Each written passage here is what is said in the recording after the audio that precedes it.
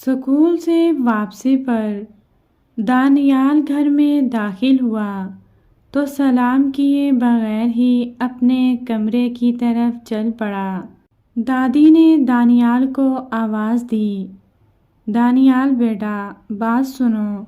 دانیال کی امی نے اس سے پوچھا، دانیال بیٹا کیا ہوا؟ آج آپ نے گھر میں داخل ہو کر سلام بھی نہیں کیا۔ دانیال خاموش کھڑا رہا، اس نے کوئی جواب نہ دیا۔ تھوڑی دیر بعد وہاں محلے کی ایک خاتون اپنے بیٹے کے ساتھ آئی۔ وہ بہت غصے میں تھیں۔ آتے ہی دانیال کی امی سے اس کی شکایت لگانے لگیں۔ میں تو اسے بہت اچھا بچہ سمجھتی تھی، لیکن اس نے تو حد ہی کر دی۔ دانیال کی امی نے پوچھا، بہن آخر ہوا کیا ہے؟ کچھ بتائیے تو صحیح۔ ہونا کیا ہے؟ میرے بیٹے کا رنگ کالا ہے، لیکن اس کا یہ مطلب تو نہیں کہ آپ کا بیٹا اپنے دوستوں کے ساتھ مل کر اسے کالو کالو کہہ کر چھیڑتا رہے۔ آج شاہد روتے روتے گھر واپس آیا ہے۔ دانیال کی امی نے کہا، بہن آپ بیٹھ تو جائیں۔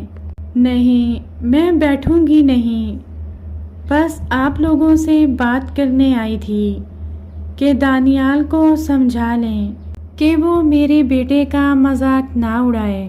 یہ سب سن کر دادی کہنے لگیں، دانیال بیٹا مجھے آپ سے ایسی امید نہیں تھی۔ دادی شاہد بھی مجھے روزانہ چڑھاتا ہے۔ دانیال نے اپنی صفائی دیتے ہوئے کہا، ارے بچوں میں یہ گندی عادت کیسے پیدا ہو گئی؟ شاہد بیٹا میرے پاس آؤ۔ پھر دادی دونوں بچوں کو سمجھاتے ہوئے بولیں، کسی کے برے نام رکھنا، لمبے کو لمبو، موٹے کو موٹو اور چھوٹے قد والے کو چھوٹو کہہ کر اس کا مذاق اڑانا بہت بری عادت ہے۔ فرمان مصطفیٰ صلی اللہ علیہ وآلہ وسلم ہے، کسی مسلمان کے لیے جائز نہیں کہ وہ کسی دوسرے مسلمان کی طرف یا اس کے بارے میں اس قسم کے اشارے کنائے سے کام لے جو اس کی دل آزاری کا باعث بنے۔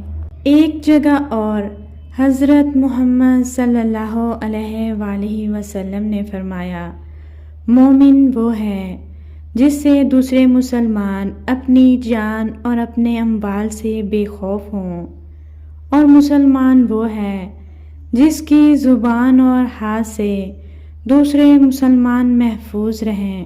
بیٹا ہم سب کو اللہ تعالیٰ نے پیدا کیا ہے، کوئی کالا ہے اور کوئی گورا۔ دادی نے دونوں بچوں سے پوچھا، میرے پیارے بچوں اب بتاؤ تم دونوں اچھا کام کر رہے تھے یا برا؟ دانیال فوراً بولا، واقعی یہ بہت برا کام ہے، شاہد مجھے معاف کر دو، میں آئندہ کبھی تمہیں ایسا نہیں کہوں گا۔ شاہد نے بھی کہا، مجھے بھی معاف کر دو دانیال، میں بھی آئندہ تمہیں تنگ نہیں کروں گا۔ دونوں بچوں کو خوش دیکھ کر باقی سب بھی خوش ہو گئے۔